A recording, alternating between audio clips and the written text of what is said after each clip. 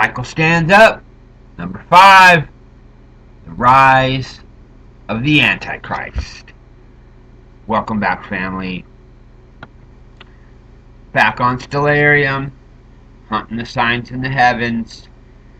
We have new determinations to go over, and there are slight changes in our determinations of these planets and also the ruling houses.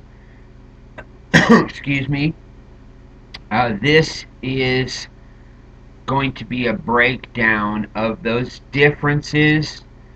We're going to do that quickly, and then we're going to move on to the signs in 2027 of the rise of the Antichrist. We're going to show you the transition of how that happens in 2025 with the escape of the bride, and how that will transition into 2027 where we have the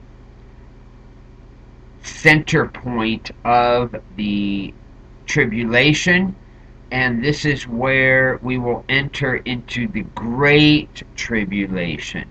And there is a differentiation between the tribulation of man and the Great Tribulation, and we can see that in the codes of Jacob with the 7 years of storing up and then the 7 years of famine and pestilence. So what we're going to do today is we're going to take a step back. Originally we had Michael as the planet Mars, and the reason I made that determination is because everything that I could find was pointing to Mars as a war planet. But as I posted just a little while ago in the community, and if you haven't read that, then what I posted in there is that there is an ancient establishment of the hierarchy of the heavens, and the Mazzaroth was placed where it is long before the fall of the angels.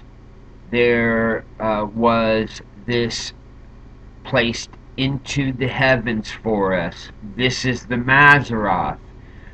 It cannot be corrupted. Nobody can tell me that the sun is not aligned with Aquarius today.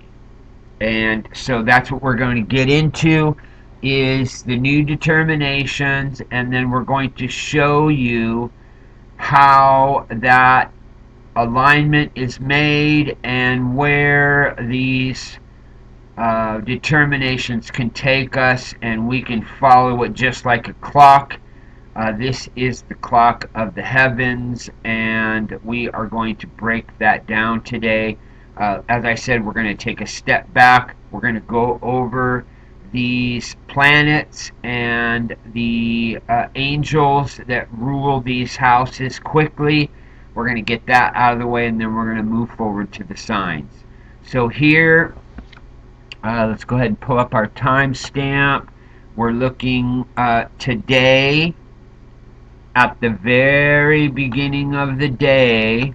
Let's go ahead and pull in on the sun, and I have it here centered on meridian. You can see the sun is lined up with the main body of Aquarius, and this is when the sun, which is a dual sign.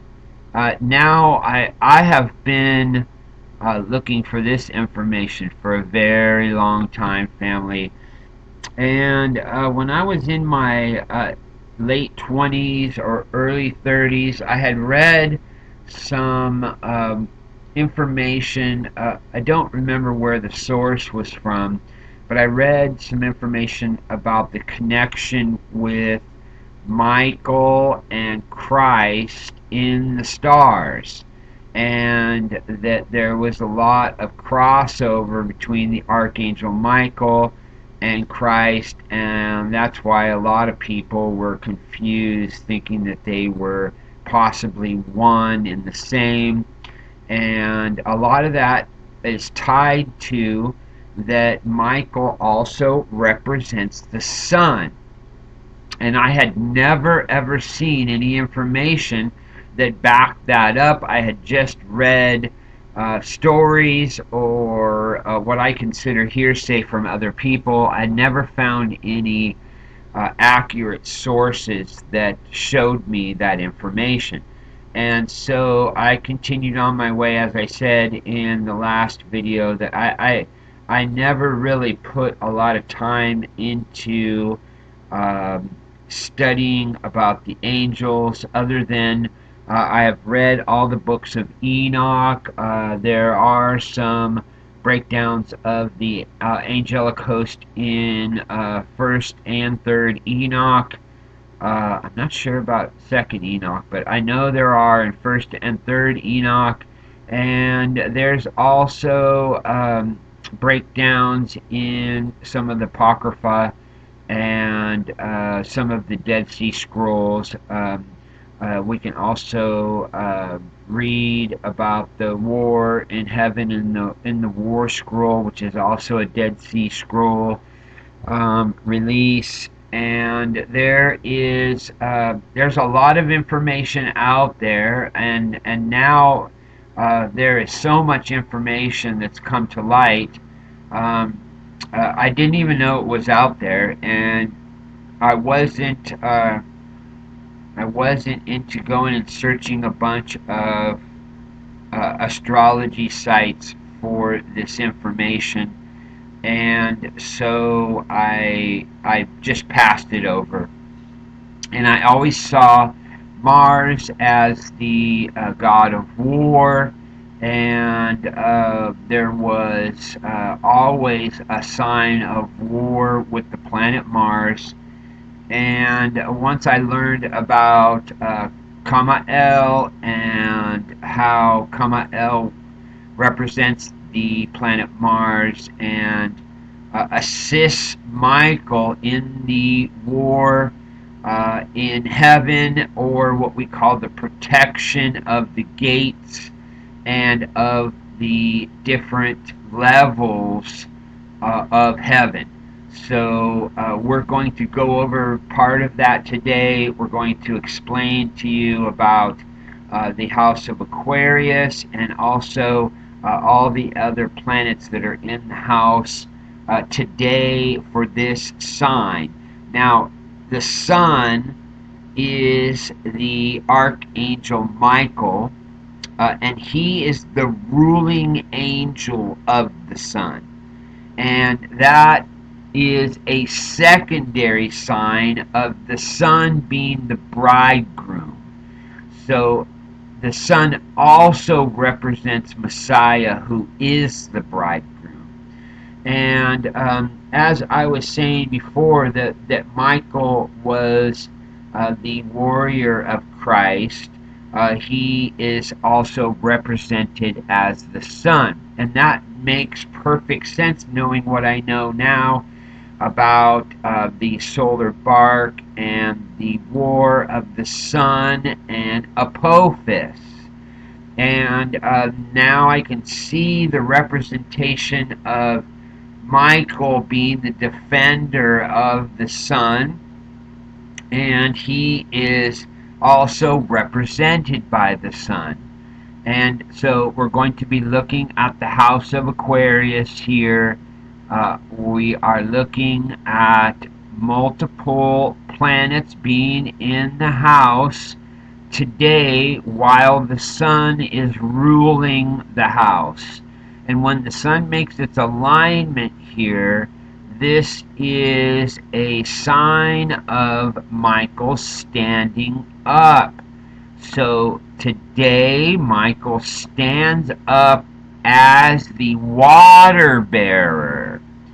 And so this is a sign of the blessing poured out on the bride, and it can also be a sign of the war poured out on the enemy, because Michael is a warrior angel. Okay, so now we have that determination.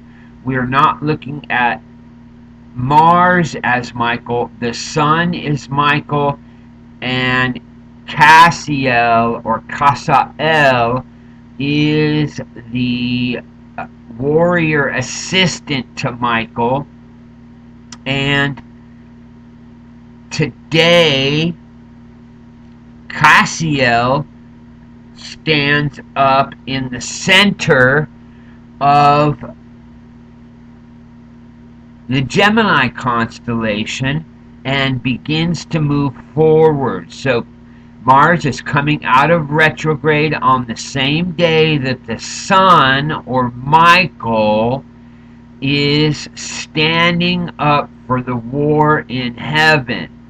So let's go ahead and really quickly, we're going to take a step over and we're going to be looking at Mars. I could have just clicked in, but sometimes this is just as easy. We can see Mars here has come out of retrograde and is now directly between the bride and the bridegroom. Mars is also on the side of Pollux, and Pollux is the warrior brother from heaven if you're looking at it as two brothers. And so we see that this can also equate to the signs of the war, because Michael and Cassiel are both the warrior angels, and they are directly involved in the battle with the serpents, and they will be the ones who put the serpents into the prison. And if you've seen my recent posts or my last video, The Rise of Casael, then you'll know that Casael holds the scales of justice, and he is the angel of divine justice, which means judgment. And so he and Michael will work together to convict and condemn the enemy to prison. And so we are now looking at the war signs in heaven, and we also have some other very important signs at that exact same time. We see the moon has just transitioned into the inner temple, and we can see that here, the moon at the exact same time of the alignment of the sun has moved into the tabernacle. And that is another very, very important sign. Now, let's get to this really quick. The moon, being the bride, is one sign. But I just learned that Gabriel, the messenger angel, also what they would call the witness, which is an exact label for the moon, the faithful witness. So we have the moon as the bride, and also as the archangel Gabriel, the messenger.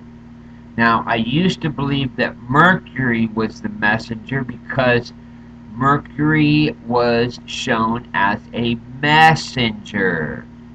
and equated with Thoth, and equated with Enoch and Hermes, and I could not find any other information back when I was doing all this original research for anything other than I did find information that said Mercury was Michael, and I just didn't agree with that because um, Michael was a warrior angel, and Mercury was seen as a messenger and was not seen as a true warrior angel.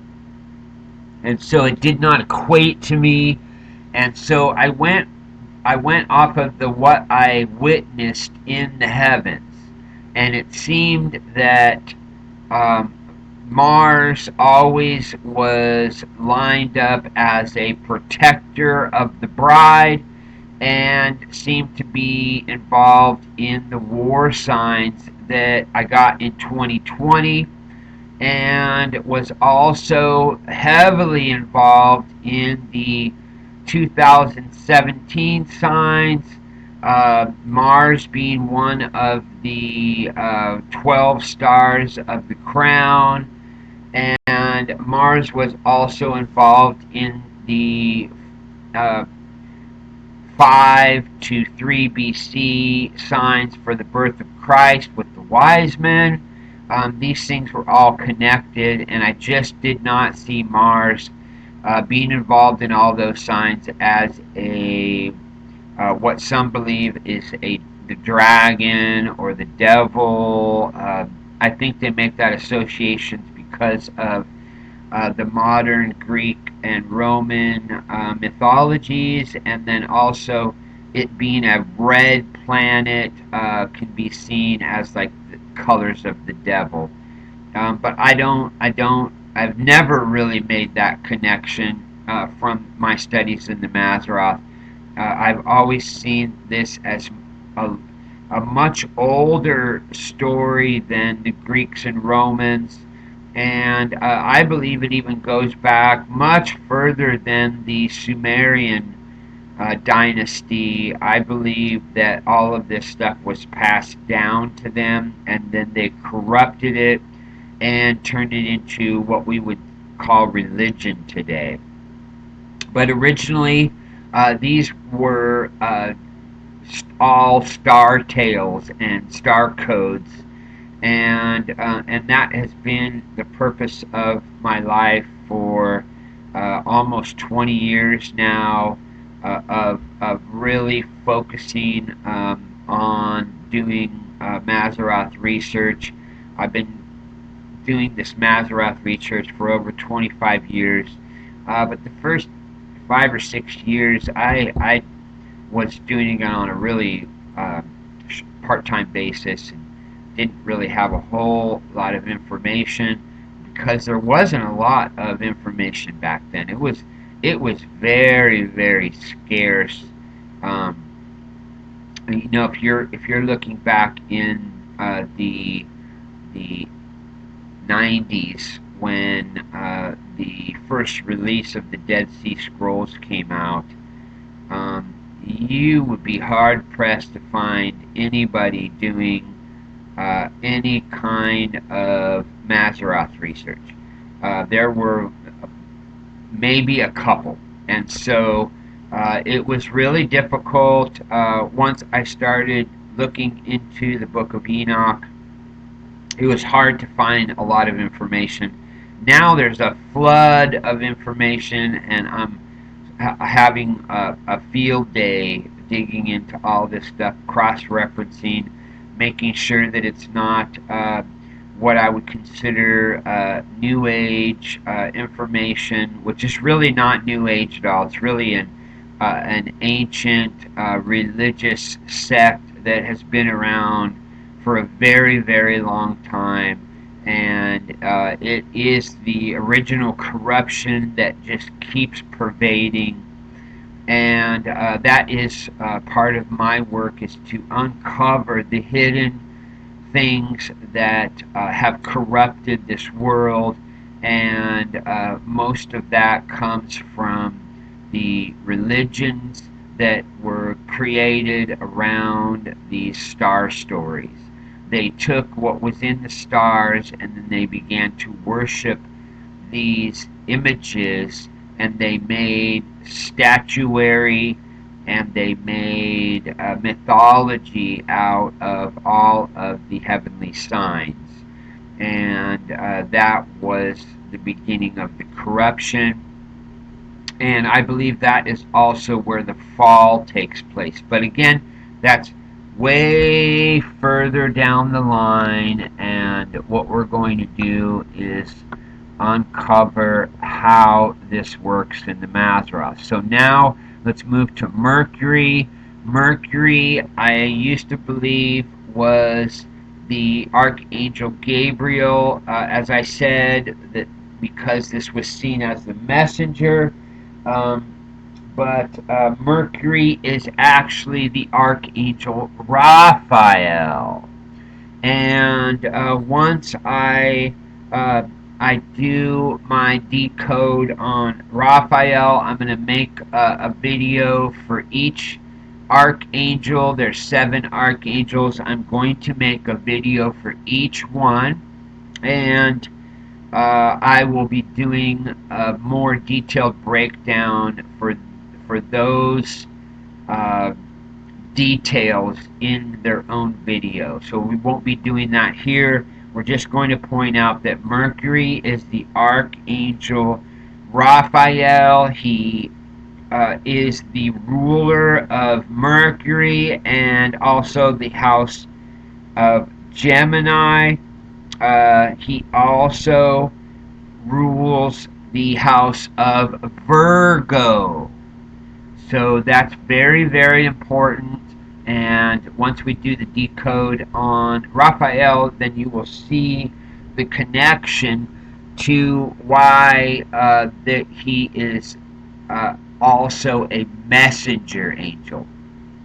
Now we're going to move to Saturn, and a lot of our modern information about Saturn comes from the Greco-Roman era, and it essentially is what we call post-Diluvian, and that has to do with the fall of Saturn as the first sun.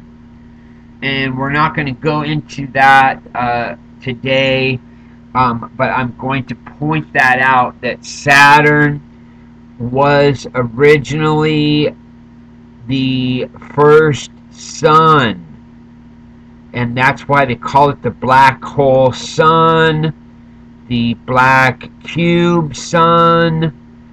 It's heavily involved in Judaism. You can see that they have a black cube that they wear on their forehead. It's also involved with the Muslims. They circle around a giant black cube in Mecca, and you can also see this all over the world.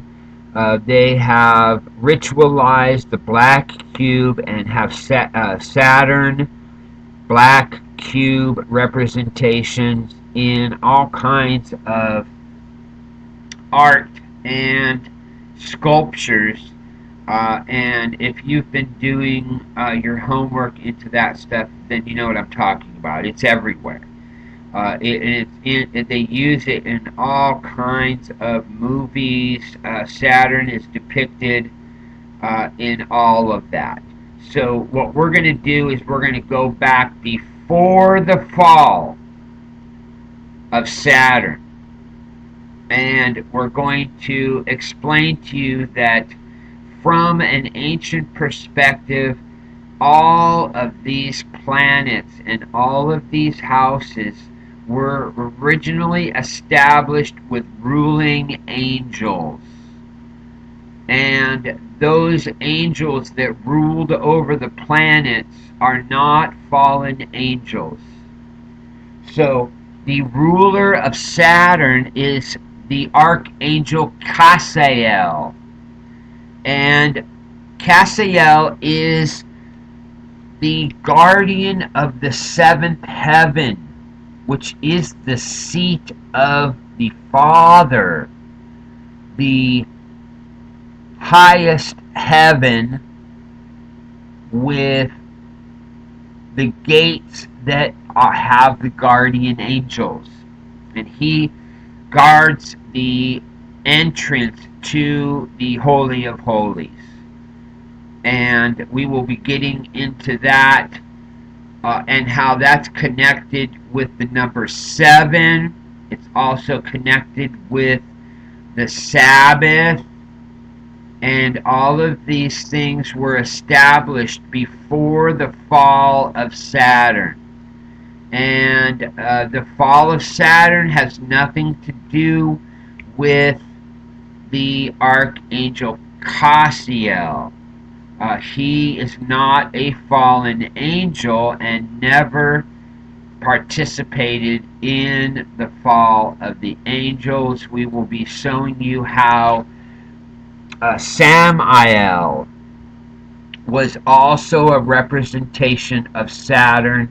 Sometimes you have two or more angels that represent a planet, and these ancient stories that got handed down to us through mythology became very watered down, and each of these cultures began to create their own stories to differentiate themselves, to try to put themselves above the other cultures.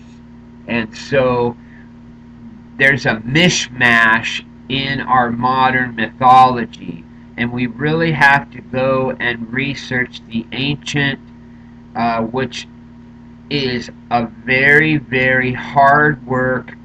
I have been studying ancient religions and mythology for 30 years. Oh, actually over 30 years. But again, in my beginnings, I was very part-time. It wasn't until my late 20s that I began to work full-time, and I've essentially, since my late 20s, I have been doing this work almost full-time. Um, Even if I worked a full-time job, I would come home and spend 4 to 6 hours a day researching, and it has never stopped because of my understanding of the gifts that are given when you do this kind of research. If I even missed a couple days, I felt like I was missing what the Father was trying to tell me in the stars. And so the deeper I got, the deeper it went, and now I'm sometimes 18 hours a day of research, and it's just absolutely wonderful.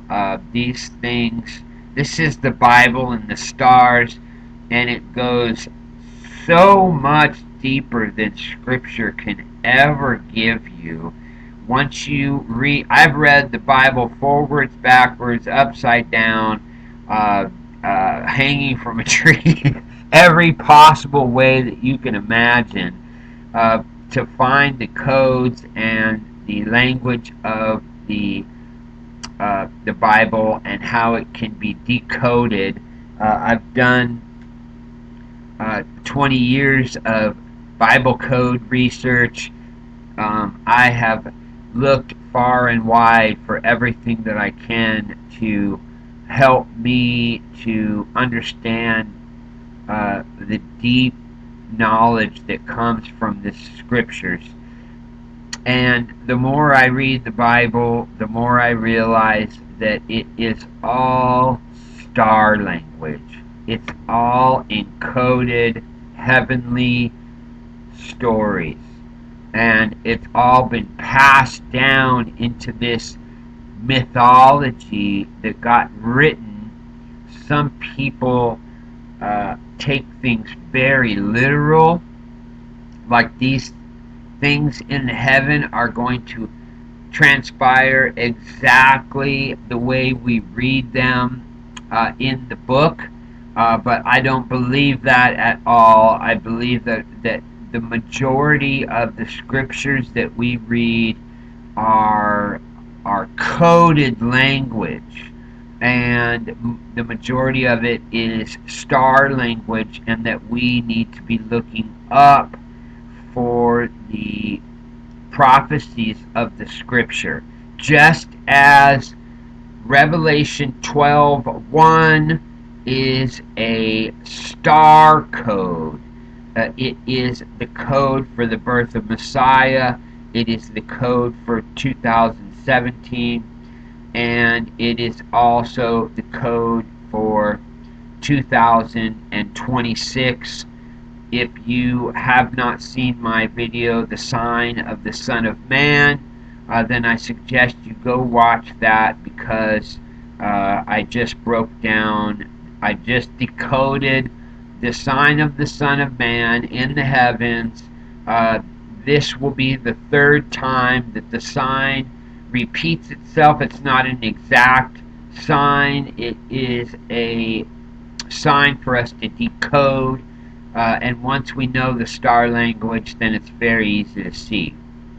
But here we're looking at Michael as the sun, and Raphael as Mercury, and Cassiel as Saturn.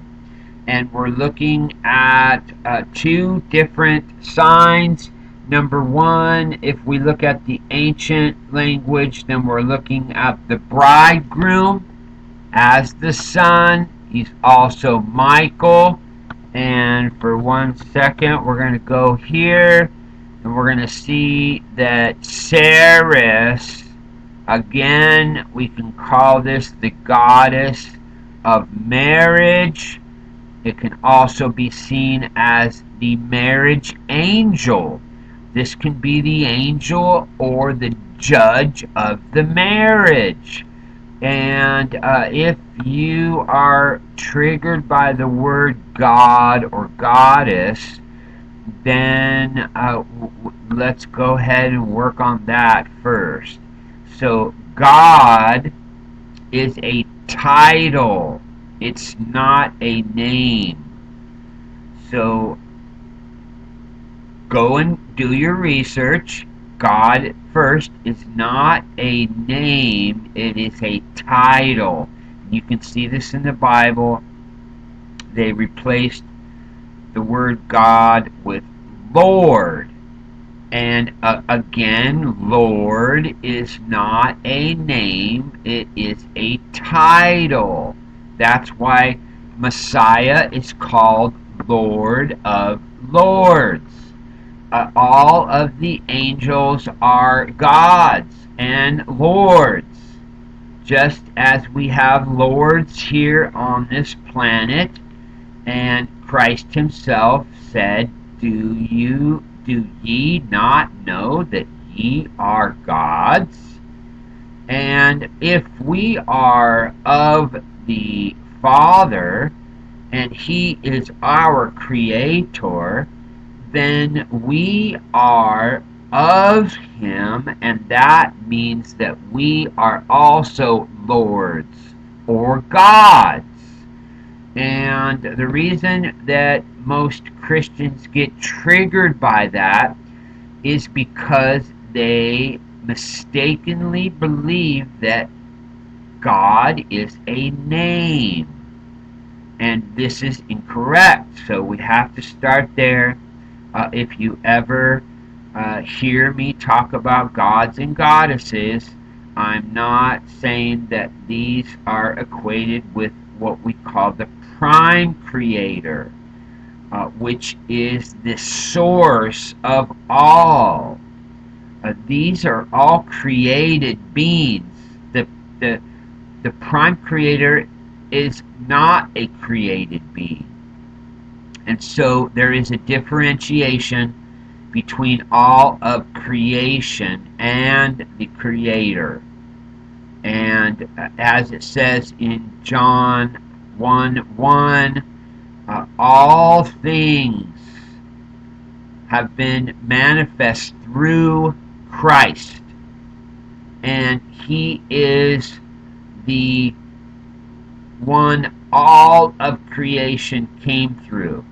So Christ is the creator of all things, and through Him creation came from the Father, and that is the outsource of the Father's light through Christ. And this is hard to understand for a lot of people because of the a lot of the Christian church is stuck in what I would consider the first grade understanding of all of these things. There's not a school for the higher wisdoms within most churches, and we get the simplified uh, first grade version, and it's up to us to go do the research to gain more knowledge or to find things that are meat instead of showing up in church and drinking the milk every day, because that's really what it is. The majority of the churches. I'm not painting a wide brush over all churches.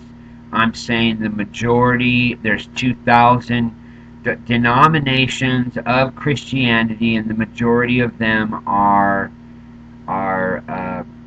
teaching the simplified version because people need to start from the bottom and work their way up, and that's why I say that it's like first grade. I can't even walk into a church and not feel like I'm going back to first grade. And most of the mentality of the people within these organizations are a first grade understanding, and they are highly triggered, just like children. They're highly triggered by anybody that says anything that goes against what their childish understanding is. And instead of taking it as a challenge and doing the research and coming back and putting positive, uplifting uh, information into the community post, you'll always know their heart, because they come with slander. They come with accusations that are evil. They come with judgment in their hearts. And you know who you are. Your comments have been cut from my comment section because your words have shown who you are and who your Father is. And in this house, we will not condemn each other. If I make statements about the church, I am talking about the corporate body and not the individuals within the church. I have no condemnation for anyone. I am here to bring light, and if you cannot accept it, just go to another channel. There's no reason for us to have negative statements coming into any of these conversations. If you can't keep it positive and you can't handle somebody saying something that goes against your understanding, then you're in the wrong house and it's time to leave. And I accept you unsubscribing. I'm not here to try to build a big giant family of subscribers. I welcome those who are incapable of managing their emotional state to just go ahead and check on out. This is for those who are wise and are seeking knowledge. And if you cannot make your arguments in a positive and loving way, then you're showing your colors. So we are doing deep research here. A lot of it is stuff that is condemned by the Christian church. I have been called a million names by Christians. I have been condemned the majority of my life by nothing but Christians. I don't have other groups that say anything negative. I don't have.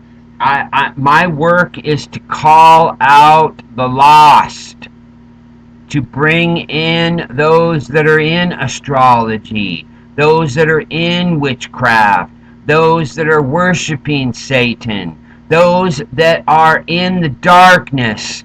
I am calling them into the light. And if you are incapable of doing this kind of work and showing them these kinds of things, how will you call them out of their darkness? This is the truth revealed, and many are coming out of darkness because they see the light of this work. Read the comments. Look at who are in this house. And you will see we are doing a great work in the end, and we are bringing forth truth.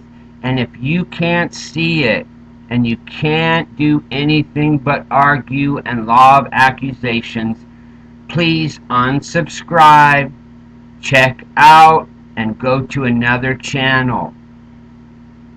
I welcome people who challenge me intellectually in a positive manner. You'll see that I don't cut anybody out that has a different opinion than me if they make their statements in a positive and loving manner. We are all here to learn from each other, and I'm not here to judge anybody. But if you have rude comments or anything that is seen as disruptive to this community, you will be cut faster than you can blink.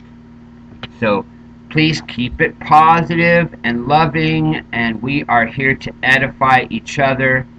This is a breakdown of the Mazzaroth.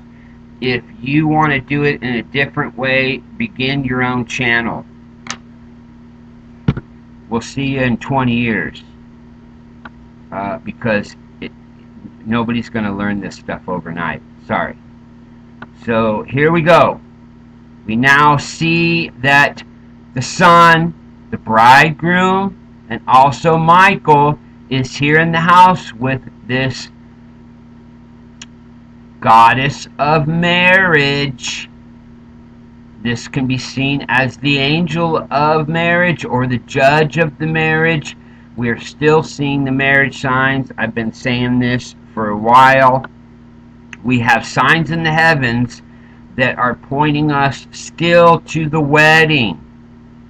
Now we're going to move here, and we're going to be looking at the fish house that's still in the water. We can see beginning at Capricorn, we have Aquarius, we have Pisces, and we have Cetus. These are all within the celestial sea. And I already made a point of this, but I want to make another point. If you have not seen this in the videos, I want to point out how this transition happens. We are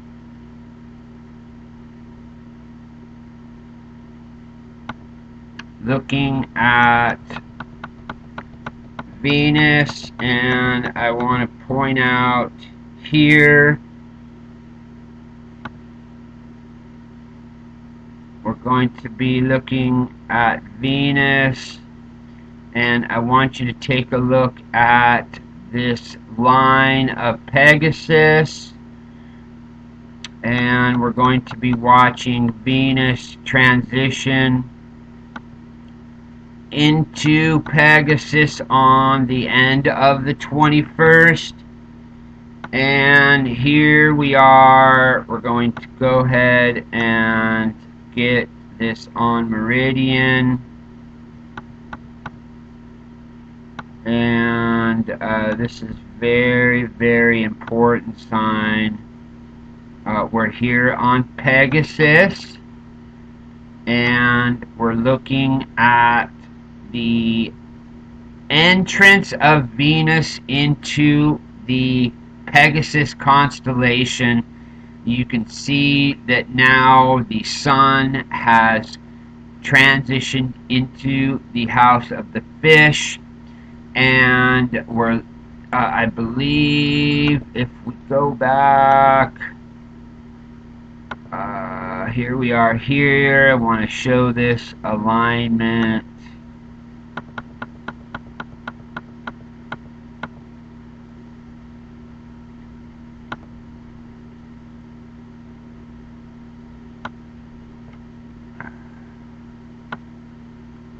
Sorry, fam.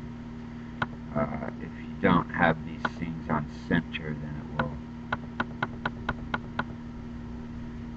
Okay, here we are right here.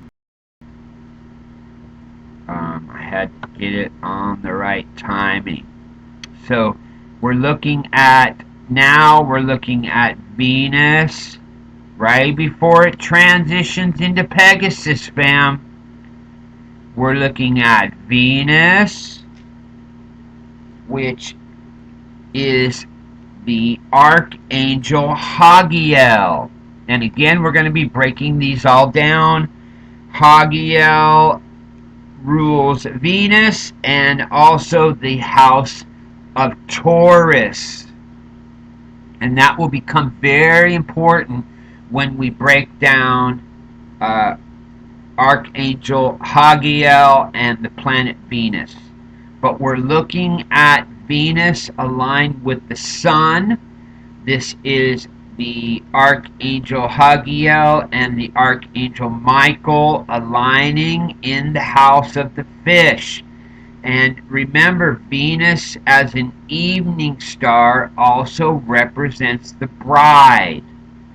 None of those things changed as far as the bride and the bridegroom. The moon still represents the bride. The evening star Venus still represents the bride. And we have ruling angels over those wandering stars or the sun or the moon.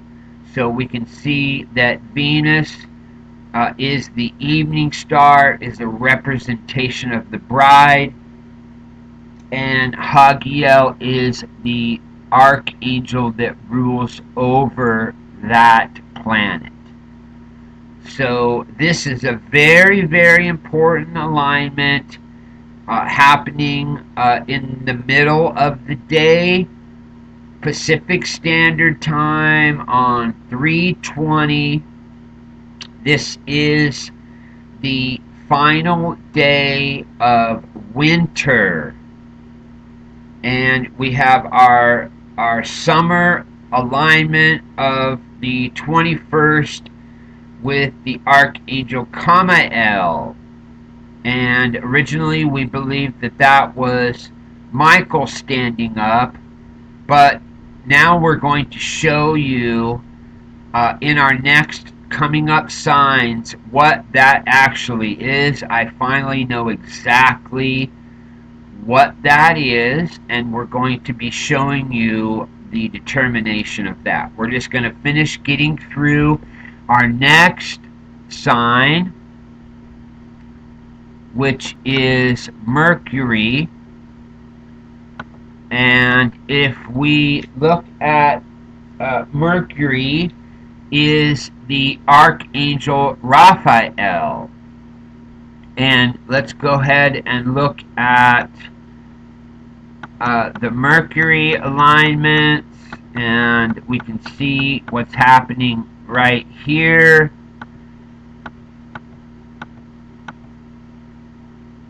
We're looking at Mercury marking Saturn. This is the alignment on February the 25th of Mercury and Saturn. Let's back this out. And I want you to take a very close look at this alignment that's happening in the house of Aquarius. Now we see Mercury over Saturn, and once we get into the angelic determinations, which will happen before this comes up, I believe I should. I'll probably have this ready for release on either the 25th or the 26th. So here we are. We're looking at Mercury and Saturn aligning, and then let's just go ahead and move forward. We're going to lock into Mercury, and I want you to see the transition of Mercury, and I want you to watch what Mercury does. Okay, so now we're looking at Mercury going into retrograde, and it just so happens to be going into retrograde in the tail of the fish.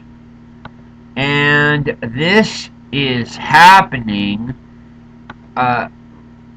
basically it's happening during Purim, because if we go back and we scroll in and we look at these stars here, let's go ahead and walk it back, and we're going to go by the hours.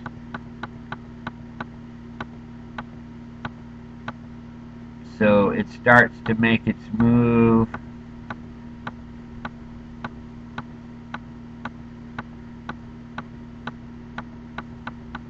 Right here. Okay, so I want you to notice the timing, and we can see the location is in the tail of the fish right before the band. This is very, very, very important. Remember, Mercury is one of the messaging angels, and it's showing us a sign it doesn't cross the band. It's in the tail of the fish, and again, Mercury is Raphael, and we'll be getting into what that determination is. But I want you to just remember this for the next decodes. Mercury is in the tail of the fish on Purim. This is the blood moon eclipse. So let's go look at that just for a second. And what we want to do is, I believe we have to back up to right in this zone here. Okay, here we go. So what we're going to do is we're going to point out right here. I want everybody to take a look at this. We're looking at the transition of the blood moon here. So here's the blood moon, and we can watch. You can watch the clock. You can watch the timing. This is Pacific Standard Time. The blood moon actually begins right before midnight. Okay, you can see that it's already started here in the Pacific on the 13th. And then it goes into the midnight hour on the 14th. And then it begins its transition back. And here, this is mind-blowing. I didn't even know this, fam. Look at this. Look at this shadow. This is crazy. Look at the shadow.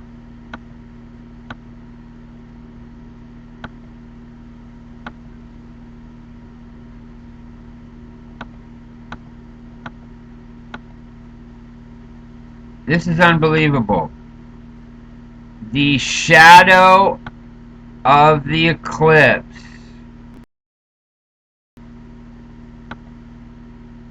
I did not even know this, fam. This is amazing. This is an incredible sign right here.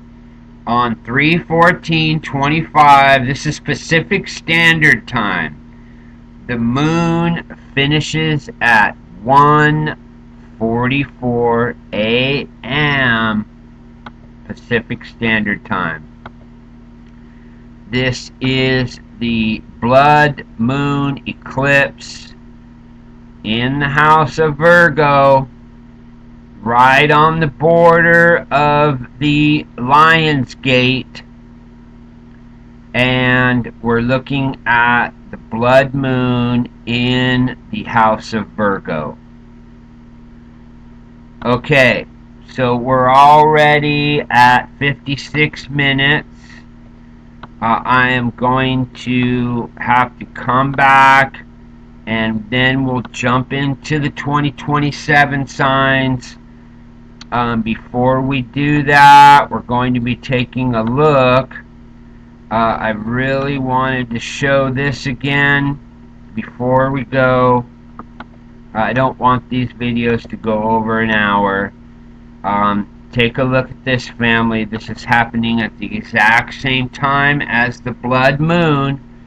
This is really important, fam. We have Comet Soho, and I want you to take a look at this. Now we have the occultation of Soho, and this is happening almost immediately after. So, okay, we see here on the 14th, we're looking at Comet Soho being occulted by the sun. Now, I've already shown this sign in previous videos. We haven't done this kind of up close, but you can see that this is happening right after the blood moon eclipse. We have the sun also. We also have, let's do this really quick.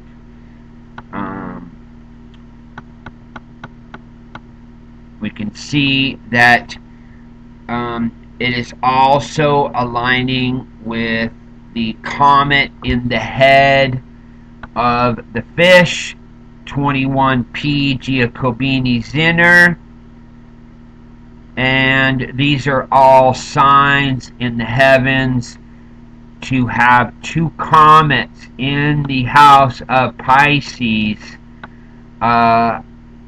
This is just crazy. And to be lined up with the sun and directly inside of the head of the fish. These are incredible signs. So we're going to go ahead and finish it here.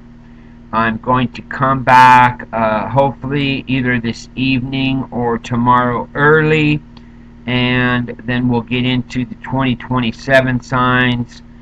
Thanks for coming, family. Much love, and please post your comments. I'd love to hear everything and all the questions, but just keep it positive. Much love.